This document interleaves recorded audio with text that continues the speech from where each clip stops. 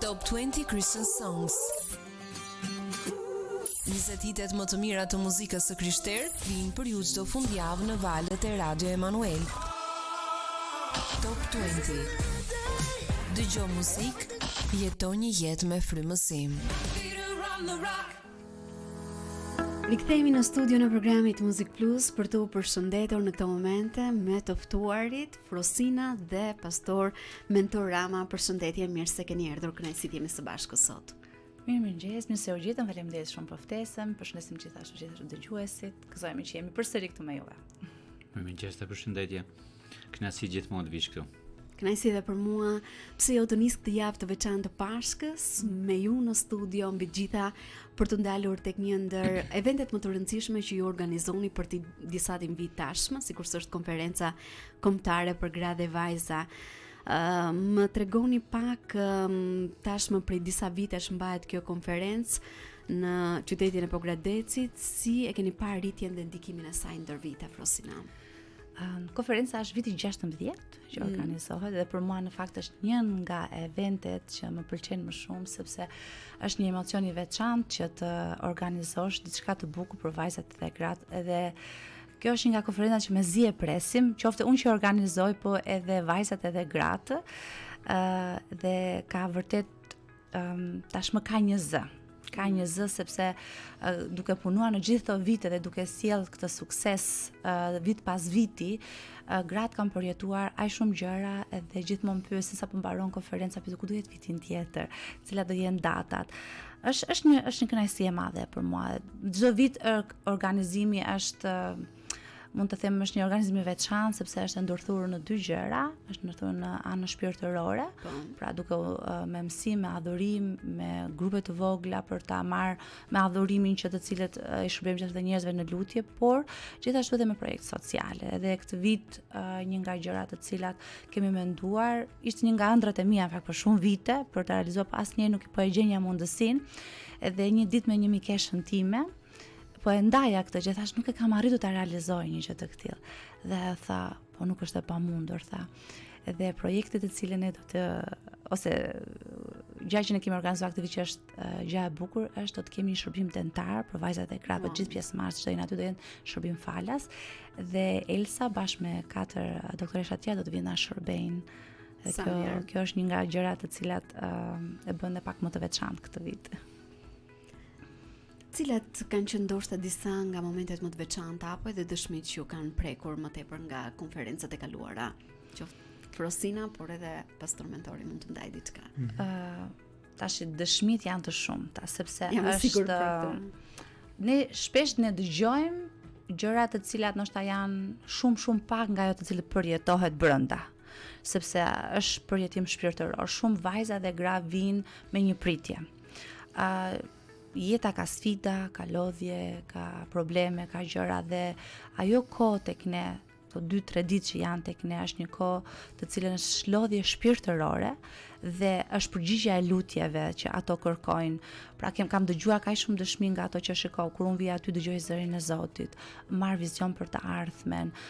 Nëse kam një pikë pyetje, aty e marr kohën time me zbrashta e koha që unë veçohem nga shtëpia, veçohem nga jeta, nga rutina e përditshme, dhe kur unë vi aty marr kohë me Perëndin dhe marr përgjigje të cilat unë kërkoj. Papas se kemi përjetuar edhe shërime fizike, shërime shpirtërore, edhe shumë gjëra të tjera që janë të panumra, që secila, nëse do ishte, domethënë 2-3 veta këtu në studio nga pjesëmarrësit, do të tregonin vetë se çfarë kanë përjetuar. Por kjo na inkurajon edhe ne, kur ne dëgjojmë dëshmi të këtilla, përjetime të këtilla, të cilët njerëzit na thonë që shiko, ndodhi kjo gjë në konferenca, përjetova këtë gjë, mora këtë gjë, atëherë kjo është një nga motivacionet që neve themi, ja e vlen ta vazhdosh. Patjetër. Dhe një shenjë dalluese që i bën gjithmonë njerëzit për të rikthyer në një aktivitet, në një konferencë ose diçka tjetër, në fakt është ajo kur ata kanë qenë diku, e kanë përjetuar dhe duan ta kenë sërish. Dhe kjo është një shenjë shumë e mirë, e madhe për ne në këto 16 vite, që krahas gjithë atyre motrave që vijnë për herë të parë, kemi shumë nga ato fytyra që kemi parë një herë. Që rikthehen. Dhe pastaj kanë bërë tradit. Dhe kur ato vinë, kjo na tregon ne që ato e kanë patur një pritim, një prekje, një diçka.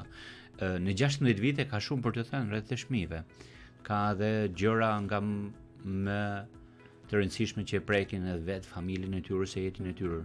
Për hir të konfidencialitetit edhe për të mbrojtur, s'kemi mundësinë për të thënë të gjitha prej po ne na kujtohen për shembull që kishte fjalë profetike për 2 vajza, të cilët në fakt e kishin tentuar për të bërë vetvrasje dhe ishin aty dhe nga podiumi folcët kanë një përshtypje dhe ishin me një depresion të thellë në jetën e tyre për shkak të rrethana, për shkak të jetës që ka qenë. Aty kanë marrë prekjen e Zotit, janë rikthyer sërish në familjet e tyre dhe janë rikthyer sërish në jetë normale. Lavdi Zotit. Kjo është një nga ato. Më kujtohet një përitim, po quaj nënë se mendoj mund të ketë qenë diku ndoshta 65 plus, ajo për arsye të veprimeve të vajzës së saj që i kishte sjellur në shtëpi, që i kishte bërë disa gjëra që si them do të hir për shkak të audiencës, por ajo u hap shumë, ajo tha që vajza ka bërë këtë edhe kështu që vajza kishte ikur pasaj në Itali dhe bënte jetën e saj dhe ajo tha unë kam mallkuar gjatë gjithë kohës, tha s'kam dashur kurrë që të pajtohem me të, ndërsa tani tha në adhurim tha Zoti më tha që në rast se do bekimet për familjen tënde ti do të marrësh ta telefonosh vajzën pas nuk e di sa viteve, ajo me qëllim kishte vendosur që mos kishte kontakt dhe kështu që e kontakton dhe fillon pajtimi familjes. Le të mos harrojmë që edhe ne na ndodh në jetën e përditshme të kemi këto lloj mërirash. Po. Pra për te asaj gjë çfarë Zoti bën në brendësi, janë edhe këto gjëra të prekshme ku ai vend ka lënë gjurmë dhe në fakt Frosina tha falenderojmë Zotin që ai konferencë tashmë ka edhe një emër dhe në fakt është ashtu siç edhe ka emrin. Është një zë që për shumë persona që vinë atë vend e marrin dhe e kanë këtë pritim dhe mund të vazhdoja me dëshmi që dëgjojmë edhe që nuk i themi, nuk i publikojmë, i themi vetëm në raste ku ndoshta po themun na lejohet ose kështu për t'i dhënë zemra atyre dhe për këtë falenderojmë. Konferenca ka ardhur në jetën e 2010-ën. Kush e kishte besuar në atë kohë me një fjalë nga Zoti dhe me dëshirën e Frosinës që do të fillonë tashmë pa ndërprerje, as në kohë pandemi, as në kohë as gjithçka për 16 vjetësh pa ndërprerje dhe jemi këtu sot. Ka qenë dhe lavdërojmë Zotin. Po, ka qenë një kohë të cilët në atë kohë në Shqipëri nuk ishte shumë aktivitete. Sot ka shumë aktivitete konferenca, ka shumë seminare dhe lavdi Zotit për këtë gjë që ka ushqim. Por në atë kohë ishte si një kohë thatësire në Shqipëri. Dhe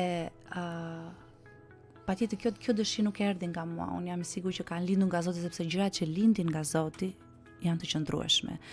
Gjërat që lindin nga njerëzit janë për një kohë sapo mbaron ajo dëshira, emocioni, e kupton? Si ai shumë shpejt, si muaj mjaltit. Po gjërat që lindin nga Perëndia janë të qëndrueshme, janë stabile dhe gjithmonë ato rriten dhe zhvillohen. Kështu e shikoj edhe këtë konferencë që nuk ka lindur nga ne.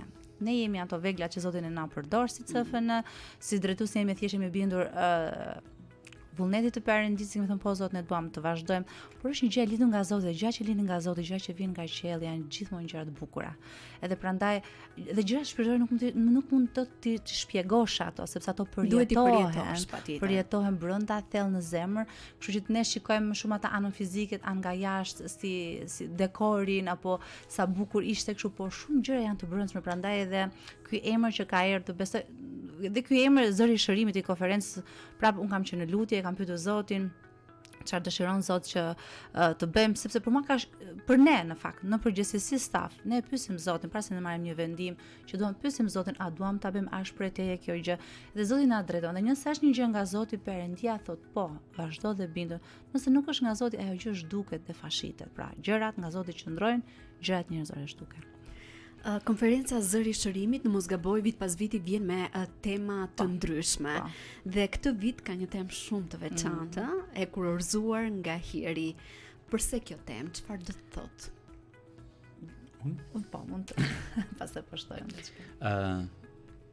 Çdo vit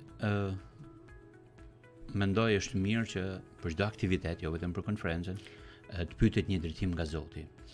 Dhe edhe ne besojmë shumë fort që ky vit nuk është rastësi, dhe aq më tepër sezoni ku ka qelluar dhe konferenca në Prag Pashkës e kurorzuar nga hiri, sepse në fakt ne dim që çfarë kurore kishte Jezusi mbi kokën e tij, pikërisht duke qenë se jemi afër Pashkës.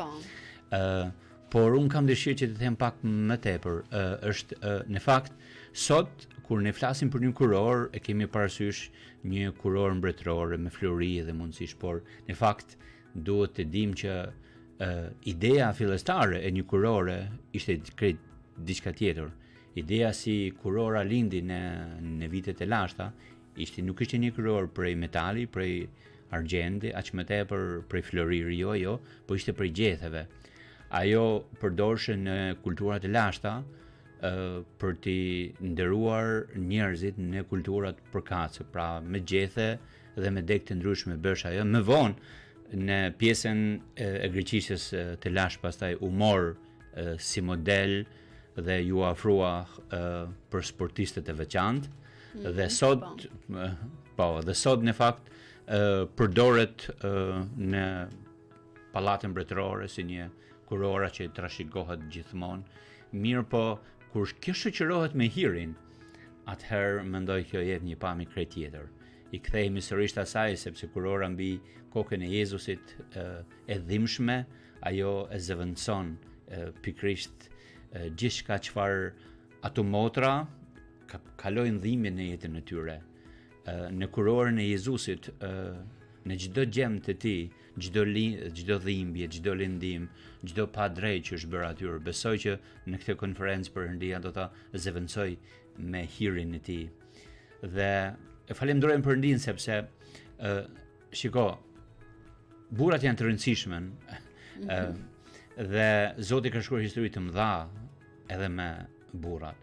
Shpesh fjalët orientuese, fjalë profetike që i ka drejtuar popullin e tij, ju dini, ja ka dhënë Abrahamit, Mojsiut, por ne harrojmë gjithashtu që në Bibël në fakt na thuhet që janë mbi 180 deri në 200 emra specifike të grave, pa i llogaritur ato që Bibla pastaj i quajnë vajza e filanit ose bijat e atyre, ato janë akoma më shumë, por janë mbi 180-200 emra specifike që Perëndia i ka përdorur për gratë. Dhe jo vetëm si në formën e përkthjeljes, por në fakt rolin, ndikimin e tyre. Gruaja ka një rol, një ndikim të jashtëmase në shoqëri, në familje dhe deri në kish. Kështu që besoj që kjo temë e kurorzuar nga hiri, ai kuror që ka qenë përpara, jam i sigurt që në ato 3 ditë në Pogradec Perëndia do të kthej ato dhimbje, ato lindime me hir dhe me paqen e tij.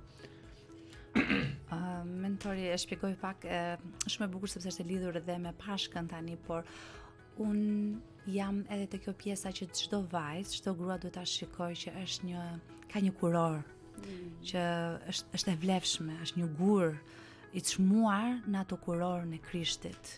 Edhe ne duhet ta shikojmë që ne jemi një gur i çmuar në kurorën e Jezusit. Dhe patjetër Bibla gjithashtu thotë që ne do të marrim një kuror. Kur ne do të ikim nga këtu, do marrim një kuror, është kurora që Perëndia do na jap neve. Por ka diçka tjetër të bukur, të cilën kjo është edhe atë çfarë unë dua të përcjell, që shikoje veten tënde që ti je një princesh me një kuror në kokë. Mos e shiko veten si skllave, sepse ne jemi quhemi bijët e Perëndisë. Do të shikojmë identitetin ton, kush jemi ne, sepse shpesh edhe vetë gratë ndihen të pavlerësuara. Pavarësisht se ne përpiqemi të themi po un jam, ndonjëherë ka shumë nevojë për kohë për t'i thënë vetes tënde, për të thënë që kush je ti në të vërtetë në Krishtin, kush është identiteti jot në Krishtin. Sepse kjo ka shumë rëndësi, se duke qenë se gjithmonë gruaja nuk bëhet mund të qëndrojë në shtëpi, nuk ka shumë vlerë, duhet bëj vetëm këtë, pra ka një listë epitetesh që janë vendosur aty, edhe kjo është roli i gruas. Po jo, nuk është e vërtetë. Gruaja duhet ta shikojë veten si një princesh, ka drejtat e veta, ka identitetin e saj, duhet ta shikojë veten në Zotin, se si Zoti e shikon, ëh? Me këtë duhet të shikojmë që si më shikon Zoti mua, ku un jam në Zotin, dhe duke pasur këtë forcë brenda vetes tonë, atëre do të kemi atë çfarë tha dhe mentori, që ne kemi ndikim, pastaj kemi ndikim, nëse një grua është mirë, jam e sigurt që burri do jetë mirë dhe fëmijët e tyre do Familja jenë mirë. mirë, komuniteti, Shoqëria do të gjithçka. jetë mirë. Nëse një grua nuk është mirë, do ketë ndikim te bashorti i saj, do ketë ndikim tek fëmijët e saj. Ne kemi të gjithë jam vetë domethënë në ditën e përditshme, unë e shikoj në rast se unë nuk jam mirë, qoftë me shëndetin fizikisht, qoftë shpirtërisht, unë e shikoj që ndikimi im patjetër. ndikon te fëmia im, vajza ime thotë mami çfarë ka, pse është e sëmur, apo djali im edhe kështu me radhë. Pra ndikojmë, ne jemi ndikuese. Edhe në mënyrë që të kemi një ndikim pozitiv në familjet tona, është mirë që ne vetë të shikojmë veten tonë ku jemi ne, kush jemi neve. Çfarë vizioni keni për të ardhmen e kësaj konference dhe ndoshta ndikimin e saj te gratë dhe vajzat në Shqipëri apo pse jo edhe për te saj, sepse di që ju keni një zemër të madhe për diasporën dhe jeni duke shërbyer aty. Çfarë vizioni? Në fakt tashmë të dyja konferencat, qoftë ajo verës, po dhe kjo zëri shërimit, ka patur vazhdimisht, nuk mund të them çdo vit, po vazhdimisht ka patur pjesëmarrje edhe jashtë përtej Shqipërisë. Më kujtohet para 2 viteve kemi patur një pjesëmarrje gjeografike që kanë ardhur njerëz enkas nga Gjermania, nga Greqia, nga Italia, nga Kosova, po, dhe nga Shqipëria. Do është vështirë për të formuluar një vizion për të thënë se çfarë vizioni kemi. Mendoj zemra, dëshira, vizioni ynë është që kjo gjë duhet të vazhdojë, siç Frosina që në fillim tha, besojmë që para 16 viteve kjo gjë ka lindur nga Zoti, tek e para e Gjonit kapitulli 5, mos ka vargu 19 atë thyu që çdo gjë që ka lindur prej Zotit e mund botën, dhe ky është besimi, kështu që unë besoj këtë që gjërat që burimit të cilëve është Zoti, ato do të rriten, ato do të zgjerohen dhe kjo është në zemrën time, kjo është lutja ime. Nuk mund të them sot që e kam një vizion siç do ta thosha e kam për konferencën e verës. Unë e ndroj për një konferencë në gusht që dikur në një të ardhme të shpejt që në oborrin e CFN-s do të shikoj 1000 veta. Kjo është lutja ime. Se them dot aktualisht që do të jetë vitin tjetër pas 2 viteve, por unë besoj që është ajo çfarë keni në zemër. Por përdesa besoj që ne po shikojmë që kjo konferencë zëri shërimit po i prek familjet, po i shëron motrat, po e forcon kishën, po e përforcon familjen, burr, grua, fëmijë, atëherë besoj është i arritur jemi në rrugën e duhur që ky qëllim të vazhdojë edhe të jetë një bekim. Dëshira jonë është që ne të investojmë te njerëzit, pra atë që edhe Jezusi ka thënë shkoni dhe bëni dëshirë, shkoni predikoni fjalën, lutuni për të sëmurët. Kjo është atë çfarë dhe ne jemi duke bërë, pra duke ecur në këtë vizion. Duke i parë frutet, kjo na inkurajon goxha, por ky vizion nuk unë jam ajo që organizoj. Okej, po unë kam një staf të mrekullueshëm, të cilët 2 prej tyre janë sot edhe në studio, që i falenderoj pa mas, sepse unë këtë vizion nuk mund ta plotësoj dot nëse nuk kam një skuadër dhe po them kam një skuadër mrekullueshme që kujdesen për detajet që janë brapa meje, që më ndihmojnë me organizimin, me gjëra praktike, sepse të dyja gjërat unë kujdesen për anën shpirtërore dhe për gjërat që të shkojnë mirë në sallë, por nuk mundesh dot ti bësh të dyja gjërat, kështu që stafi merret me pjesë tjetër që është një gjë shumë e madhe që njerëzit të ndihen rahat në shtëpinë e Zotit, të kenë ushqim të mjaftueshëm, të kenë pra një atmosferë të mirë, kështu që jam mirënjohës pafund dhe dua t'i falenderoj edhe nëse më dëgjojnë tani, do të falenderoj gjithë stafin e CFN-s për gjithë kontributin që ata janë duke dhënë edhe duke plotësuar atë vizion të cilën Perëndia na ka thjerrur, po. Të qenit grup të cilët bashkëveprojnë për të njëjtin qëllim. E themi pa mburrje pa krenari, jeni më të mirë. Dhe vetëm pas pak, në fakt, ne do të kemi 2 nga pjesëtarët e stafit tuaj për të prezantuar më tepër veten, pse jo për të ndarë më shumë mesazhe edhe për këtë konferencë, por edhe duke qenë se kemi startuar së bashku javën e Pashkës, pra vetëm pas pak në studio do të na bashkohen Klea dhe Landi. Ne do të shkëputemi për një hapësirë muzikore, bashkë nuk përfundojmë sepse rikthehemi pas Kleas dhe Landit për të mbyllur intervistën së bashku, por në këtë moment e ju ftoj të ndiqni këngën Këndon ky shpirt, kënduar nga Çimi dhe Nisa.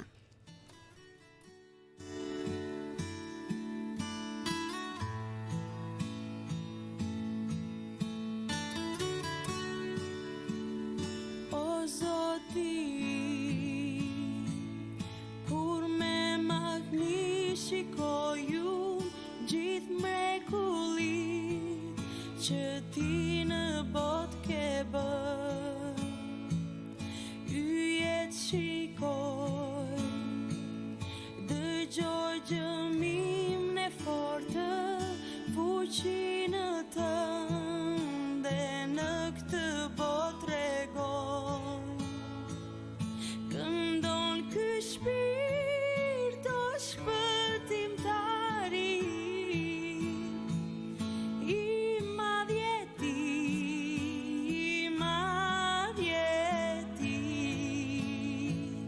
këndon ky shpirt o shpëtimtari, I madhjeti.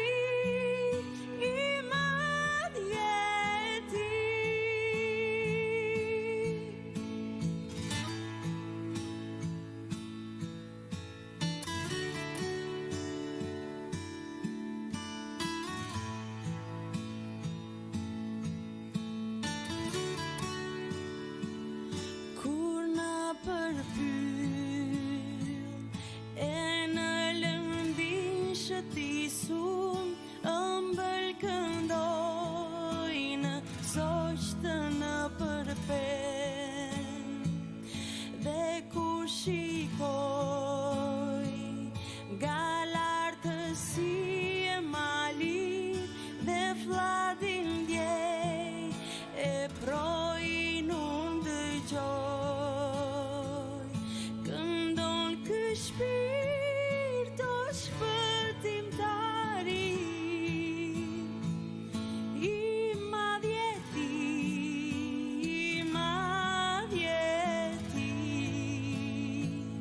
këndon ky shpirt o shpëtimtari,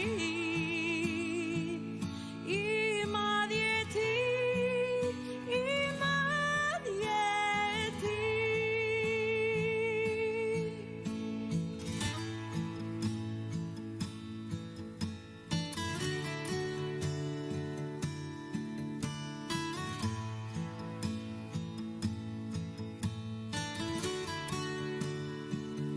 Kur unë mendoj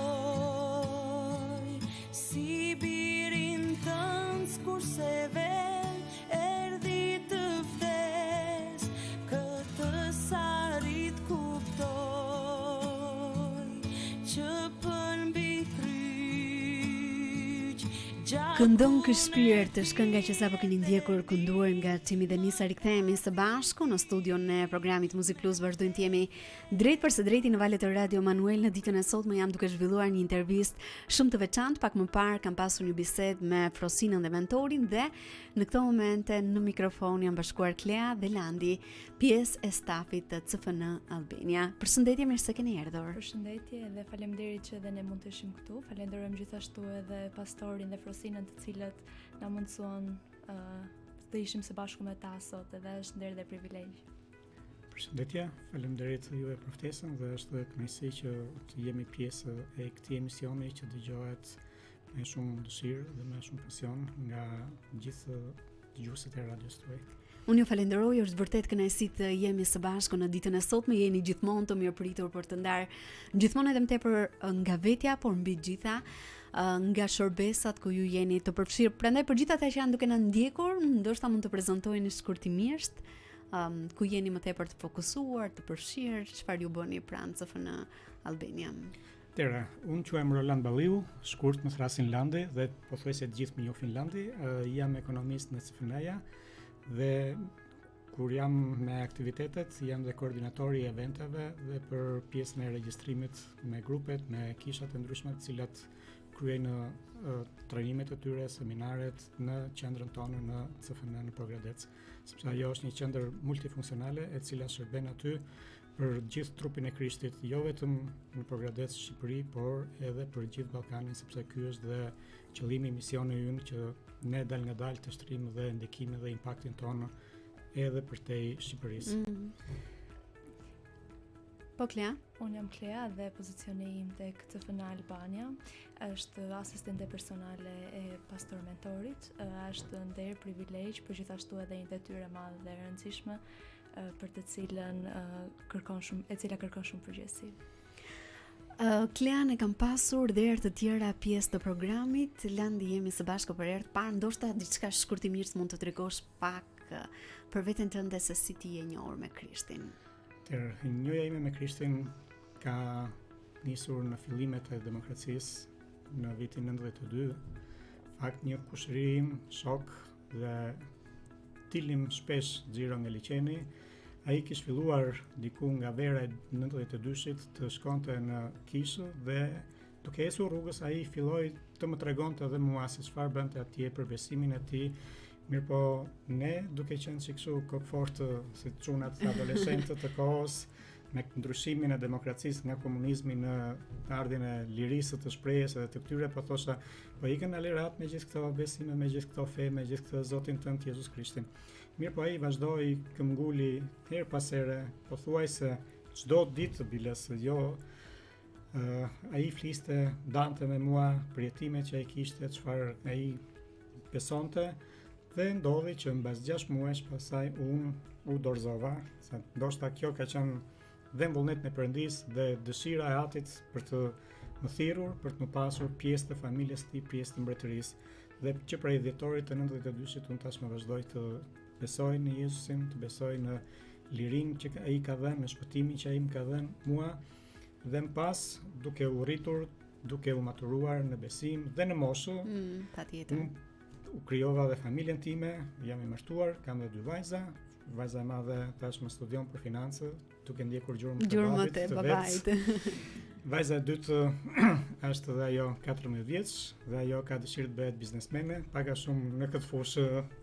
Por duke ecur me familjen tonë, jemi munduar që tu edukojmë dhe vajzave besimin në cilin ne besojmë, Jezusin, që ai është Zoti dhe shpëtimtari ynë.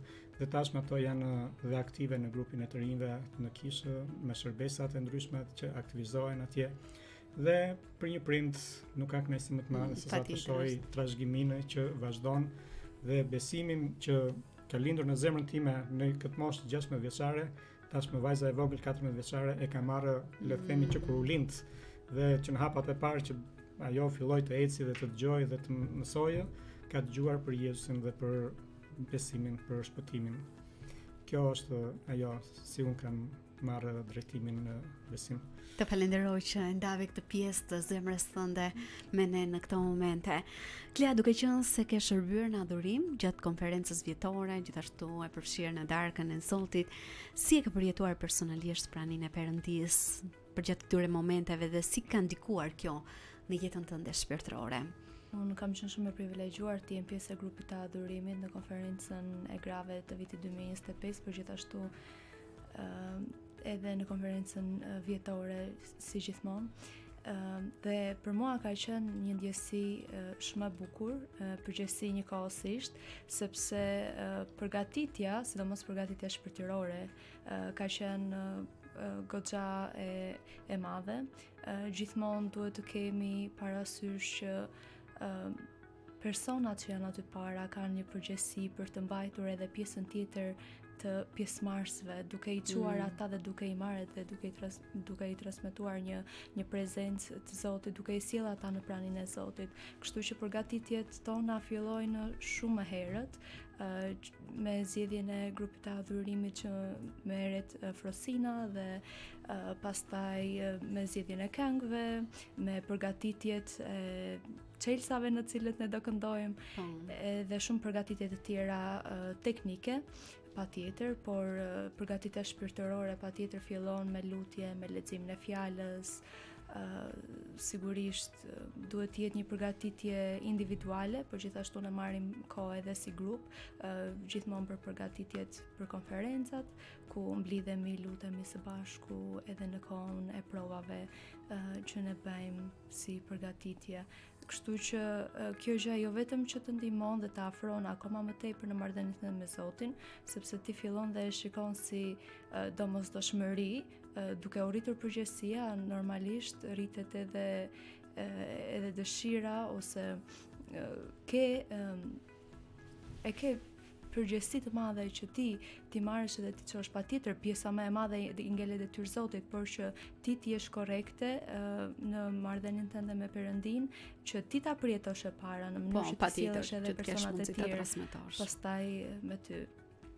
Është më e rëndësishme kjo. Mbi të gjitha edhe Frosina dhe mentori ndam pak më parë që dhe përmes këngës, përmes adhurimit, shumë jetë janë transformuar dhe kjo është një ndër elementet e rëndësishëm që ju si grup adhurimit jeni të mbushur me frymën edhe me fjalën e Perëndis në mënyrë që ta transmetoni edhe tek të gjithë pjesëmarrësit në këtë rast. Landi, ke qenë pjesë e konferencës, pjesë e shërbesës, çfarë do të thotë për ty personalisht tema e aktiviti e kurorzuar nga Iri dhe ndoshta si është ndikimin e saj tek vajzat, tek gratë dhe mbi gjitha duke qenë se je edhe babai i 2 vajzave. Kjo konferencë është vërtet diçka shumë e veçantë sepse të shofish gra dhe vajza të cilat vinë aty me dëshirën për të marrë nga Perëndia më shumë, për të marrë atë bekim, atë ndoshta dikush aty vjen edhe për të kaluar pak ditë pushimi në Progradecin e freskët, sepse vinë nga Tirana, nga Durrësi, nga gjithë Shqipëria, por se shoh që ato vinë vërtet me një dëshirë të madhe. Vinë sepse e dinë që në CFN ato do të marrin diçka prej Perëndisë, sepse siç tha dhe pastor mentori dhe Frosina më herët, janë një pjesë e mirë e grave dhe vajzave të cilat nuk janë për të parë aty. Ato vinë, pothuajse janë të rregullta në konferencat e grave dhe vajzave dhe kjo temë e kurorzuar nga Hiri, e kombinuar me zërin e shërimit, është vërtet Perëndia i ka thirrur ato, ju ka dhënë atyre zërin e shërimit për ta dëgjuar dhe në fund Perëndia i kurorzon ato me kurorën e Hirit të tij, me atë kuror që ja ka dhënë kësaj vajze, kësaj gruaje si një fitimtare, duke mundur gjithçka të botës dhe duke e nxjerrë atë fitimtare përpara botës, përpara njerëzve dhe ajo tashmë është një princeshë në sytë e Perëndisë, e zgjedhur dhe e nxjerr nga hiri, nga hiri toksor, jo nga hiri hyjnor, por e mbuluar me hirin hyjnor. Kjo është vërtet një ndikim që ka dhënë konferenca e grave dhe vajzave për gjithë këto motra të cilat vinë, siç u tha, anë mban Shqipërisë, por jo vetëm anë mban Shqipërisë, por edhe nga jashtë. Ka vajza të cilat vinë nga Italia, nga Greqia, ka gra të cilat vinë prej jashtë që shfrytëzojnë në këtë moment dhe për atë koincidencën tonë të bukur është që kjo është midis 2 festave të Pashkëve që është në mesjavë dhe ato kanë dhe këto ditë të pushimit cilat i marrin nga punët e tyre, qoftë edhe nga emigrimi dhe i shfrytëzojnë për të erdhur për të qenë pjesë e këtyre bekimeve që Perëndia ka rezervuar për t'i kurorzuar këto gra dhe vajza. Klia, duhet të ndalem pak tek ty në këto momente. E di që si ti, por edhe gjithë stafi tjetër pranë CFN janë të angazhuar, Frosina e përmendi, duke realizuar gjëra nga më të ndryshme, qoftë edhe në konferenca apo takime të tilla të cilat për hir të së vërtetës kërkojnë shumë punë, shumë përkushtim në momentin që ajo të dalë realizuar ashtu siç duhet. Prandaj si asistente personale CEOs në CFN, pastor mentoramës, njëkohësisht je përfshirë në shërbes, si arrin të balancosh përgjegjësinë praktike dhe shumë e rëndësishme me jetën shpirtërore dhe çfarë ndoshta do t'ju këshilloje vajzave të reja që duan të shërbejnë me përkushtim edhe me zemër? Atëherë tek CFN-ja asnjë ditë nuk është njësoj. Këtë duam ta theksojmë sepse kjo e bën punën tonë jo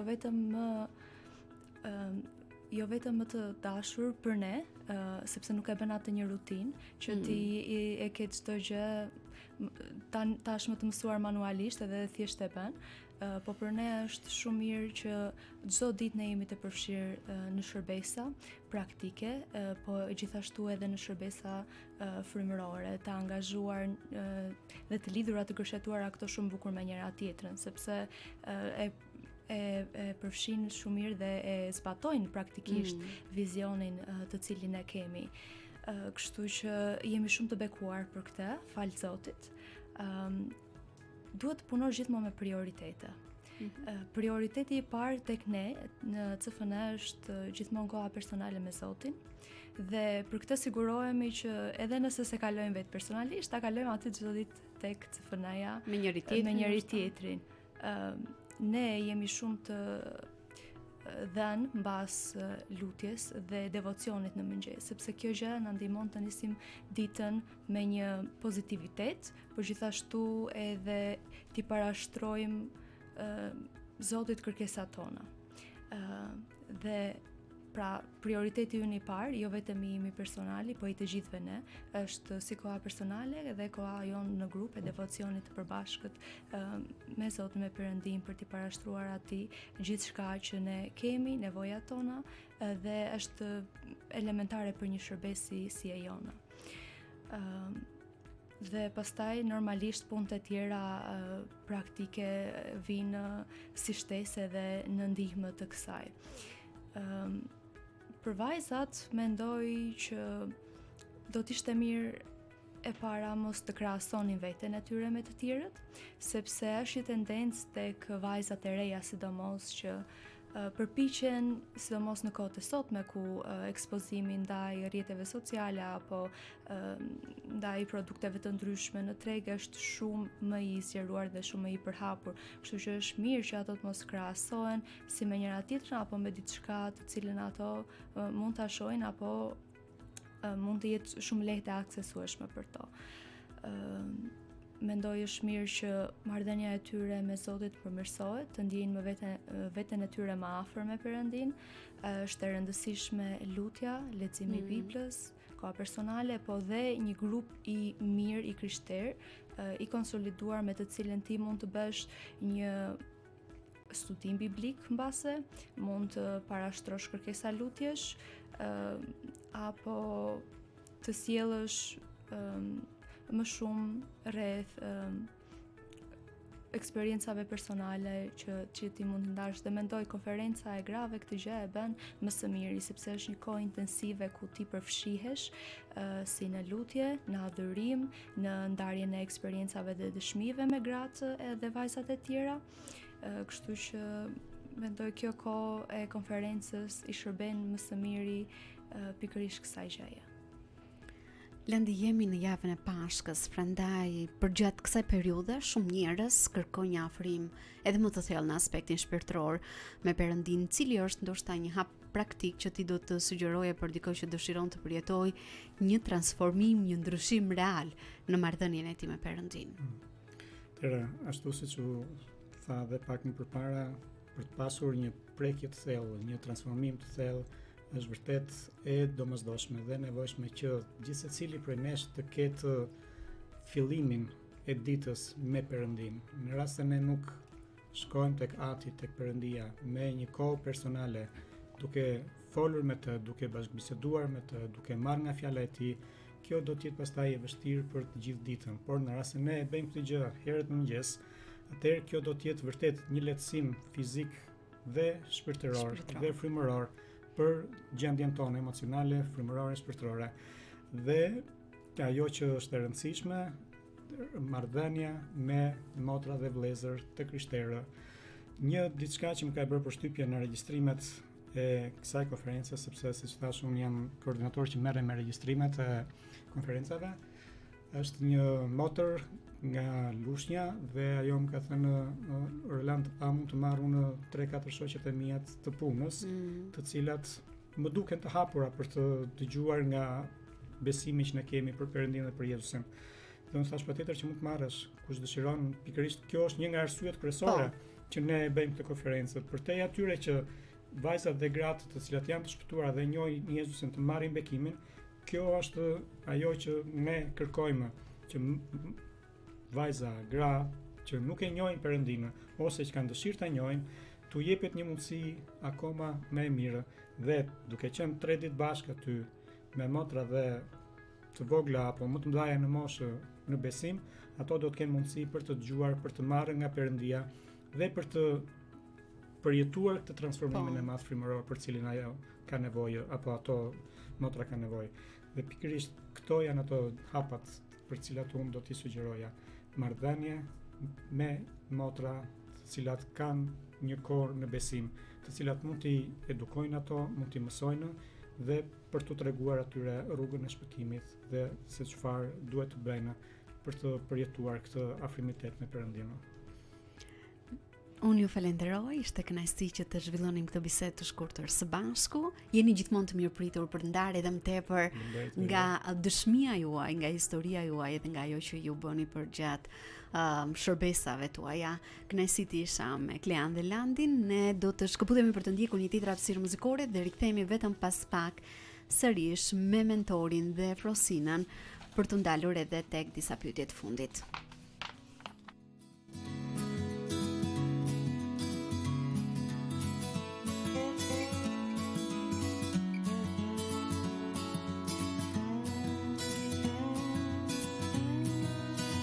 Dua të t'lavdëroj o Zot, çdo ditë më shumë. Dua të t'lavdëroj o Zot, çdo ditë më shumë. Që të mësoj që të kërkoj diturinë e hirit tënd. Dua të t'lavdëroj Zot, çdo në qiell këndoj në për ty.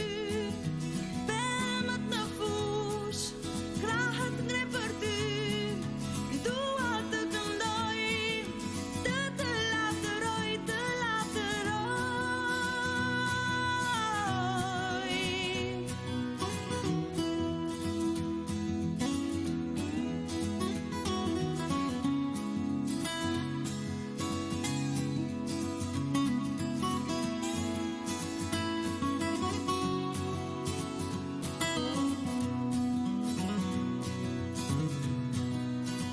Dua të t'lavdëroj o Zot, çdo ditë më shumë. Dua të t'lavdëroj o Zot, çdo ditë më shumë.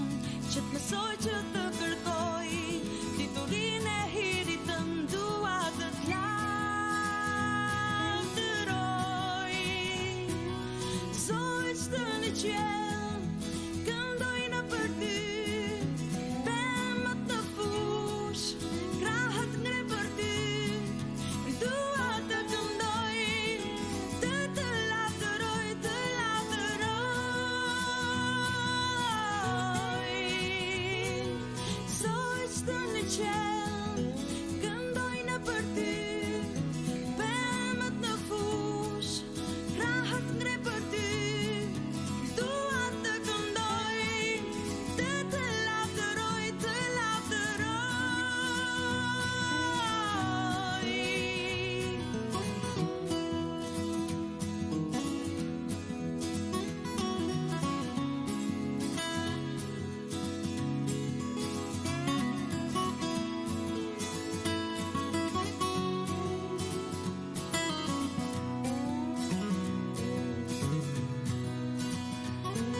Zot, çdo në qiell këndoj në për ty.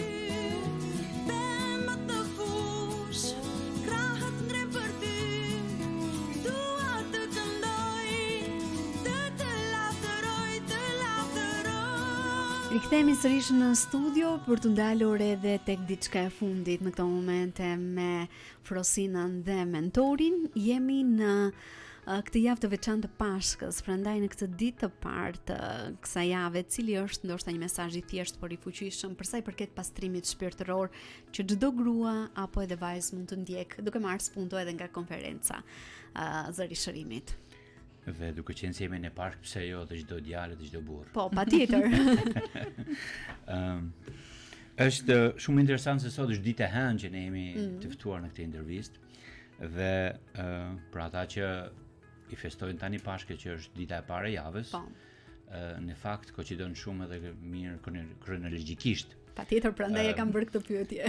Për faktin sepse Jezusi në ditën e Palmave ai hyri me një atmosferë triumfuese në Jeruzalem, u prit me fletë palmash dhe interesant që thuhet që pas atij momenti aty u desh pak sa kohë për të shikuar, për të vëzhguar dhe nuk bëri shumë gjëra, por ditën tjetër të nesërmen që i përshtatet shumë mirë, Jezusi bëri diçka shumë interesante. Dhe gjëja e parë që Jezusi u mor është në fakt ajo mor me pastrimin e tempullit. Po. Që për atë ishte shumë e rëndësishme që shtëpia e Perëndis ishte kthyer në një vend korrupsioni, në një vend tregtie. Ne mund të ndalojmë shumë për të folur për veprimin e Jezusit për pastrimin e tempullit. Ajo ka shumë dimensione, ajo ka shumë aspekte. E para është në fakt që në Testamentin e Ri më vonë e lexojmë se kush është tempulli sot. Në radhë parë në fakt tempulli jemi ne, është trupi ynë, është jeta jonë. Kështu që besoj në këtë kohë Pashkë, gjëja e parë që mund ta bëjmë ta përgatisim veten tonë më mirë për atë ditë triumfuese të ringjalljes së Zotit, për ata thashë që festojnë tani këtë të diell që vjen. Mendoj është ripërtrirja jonë, është pastrimi i mendimeve tona, është heqja dorë nga mëkati, sepse është përkisht ajo që në fakt Jezusi bëri. Ai filloi me një gjë që tha, shtëpia ime do të jetë shtëpia e tim do të jetë shtëpia e lutjes. Kështu që mesazhi im është për gjithë ata që janë duke na dëgjuar, në rast se ndjen veten tënde sot që je diku larg Zotit, në rast se ndjen jetën tënde diku për arsye të gjërave që edhe mund të kenë ndodhur i vakët dhe mund të ndjesh që për një kohë se ke dëgjuar zërin e Zotit, mendoj Pashka është kohë edhe reflektimi dhe pse jo që të kërkosh Zotit, i thuash Zot, ashtu siç i bëre ti vet ditën e parë në pastrimin e tempullit. Kështu që un kam nevojë, tempulli im ka nevojë, marrëdhënia ime me ty ka nevojë që të ripërtrihet. Dhe jam i sigurt, në rast se kjo gjë bëhet me zemër, Jezusi gjithmonë përgjigjet. Ai do gjithmonë që tempulli i tij, që është trupi ynë, që është jeta jonë, që do të jetë mirë dhe do të jetë një marrëdhënie të shkëlqyer me të. Ky është mesazhi im. Flosina, si mund të përgatisim zemrën tonë gjatë kësaj jave, në mënyrë që të jemi vërtet të kurorzuar nga hiri dhe të përjetojmë një ndryshim real, duke qenë se edhe për gjatë ditëve në vazhdim do të mbahet konferenca Zëri i Shërimit. Shiko, është për çdo besimtar, në fakt duhet të përgatis zemrën. Këtë nuk mund ta bëjmë vetëm periudhën e Pashkës. Tash periudha e Pashkës është koha që ne kujtojmë sakrificën e Jezusit, por ne duhet ta kujtojmë këtë sakrificë shumë shpesh, sepse atë çfarë Jezusi ka bërë nuk e bëri vetëm që ne ta kujtojmë një herë në vit, por nuk e di si është në bashkësinë tuaj, por neve e marrim darkën e Zotit shpesh herë, edhe dje në shërbes e kishim darkën e Zotit dhe unë e shikoj një moment shumë i veçantë, një moment ku ti mendon që shiko, ishte Jezusi që mori fajin tim, ishte ai që ato që unë bëj të këqija, ishte Jezusi ai që u kryqëzuar për gjitha gjërat e mia. Si ta përgatisim? Reflektimi, të reflektojmë, ku jam unë, ku është zemra ime, ku janë mendimet e mia, me çfarë po merret mendja ime, me çfarë është duke u marr goja ime, me çfarë është duke marr zemra ime, dhe duke shikuar, sepse ka gjëra në jetën tonë të cilat ka mosfalje, ka gjëra që tjerë na kanë lënduar shumë, ose ne kemi lënduar të tjerët, dhe arrim në atë pikë që themi, shiko, nuk dua ta fal sepse më ka lënduar shumë ky personi. Dhe kjo është një nga gjërat e mia që unë gjithmonë e çoj para Zotit dhe e përgatis zemrën time, Zot më ndihmo, edhe nëse unë s'kam fuqi të fal, më ndihmo të fal, sepse unë dua të jem, se falja është ajo që më çliron mua. Dhe pikërisht duke reflektuar, duke u lutur dhe duke kërkuar fuqinë e Zotit. Ne nuk mund të themi të bëjmë tash të krishterë kështu për sot të themi shiko unë e fala. Jo, ka nevojë për një proces të cilët ti ke nevojë për fuqinë e Zotit, ke nevojë për frymën e Zotit, ke nevojë që Zoti të shërojë zemrën tënde në radhë të parë dhe kjo ka nevojë për një kohë, ashtu si një operacion që kryhet dhe operacioni mund të jetë i thellë, po pastaj janë ditët të cilët duhet të shërohesh, edhe pikërisht kjo është ajo përgatitja. Lutja, biseda të hapura me Perëndim, pra duke ja treguar çdo gjë Zotit, çfarë të shqetëson, çfarë të lëndon dhe duke biseduar edhe me njerëz të cilët mund të luten për ty dhe mund të ndihmojnë për të ecur përpara, për ta kaluar atë sfidë të cilën ti po kalon. Kështu përgatitja patjetër është edhe në heshtje, por gjithashtu edhe duke medituar mbi fjalën e Zotit. Pra fjala e Zotit është ajo të cilët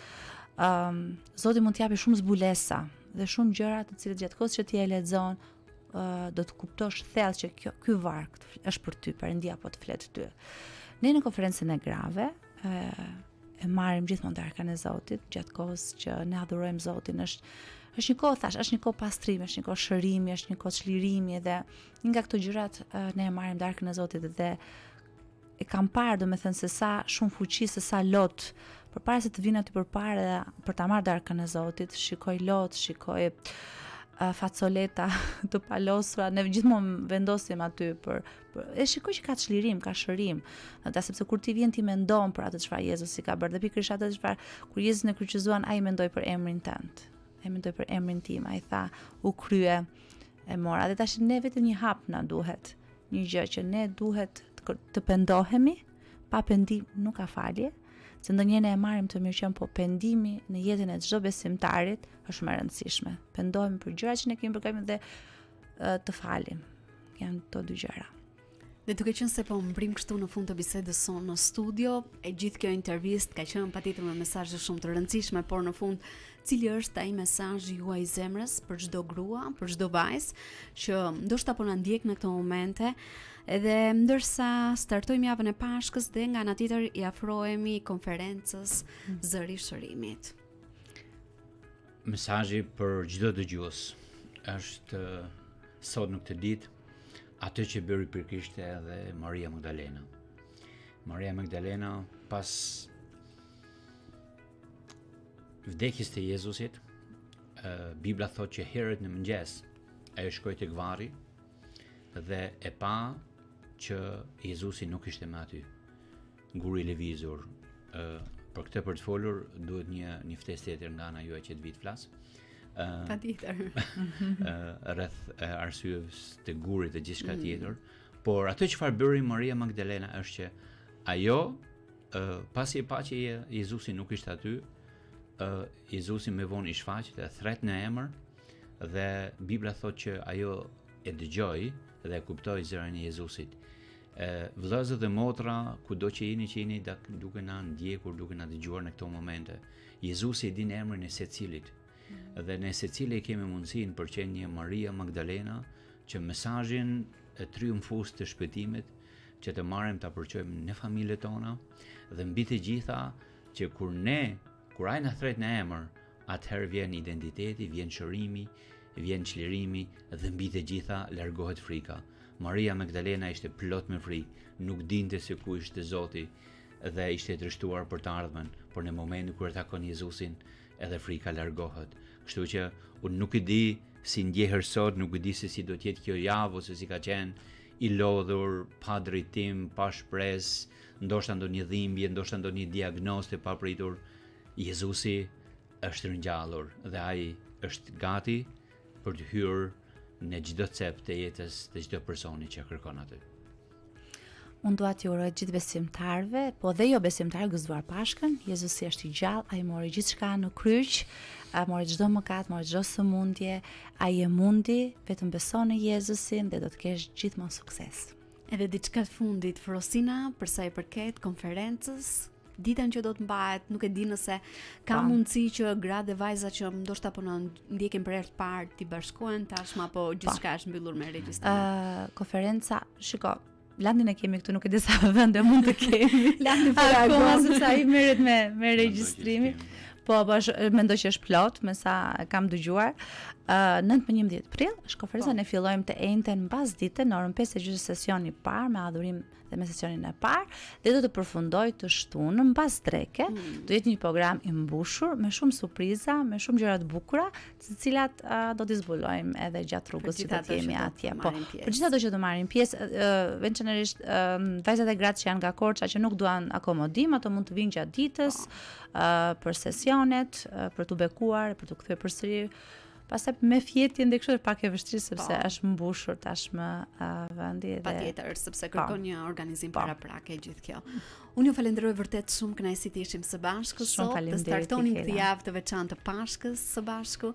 Jeni bekim për komunitetin ku ju shërbeni dhe jam e sigurt që kjo konferencë do të jetë një bekim për gjitha gratë dhe vajzat që do të marrin pjesë. Ju falenderoj vërtet shumë për zemrën. Faleminderit edhe ju për ftesën dhe gëzuar. Gëzuar Pashkën. Ne këtu përfundojmë bisedën në studio, shkëputemi për të ndjekur një tjetër hapësirë muzikore dhe bashkë me që rikthehemi pas pak.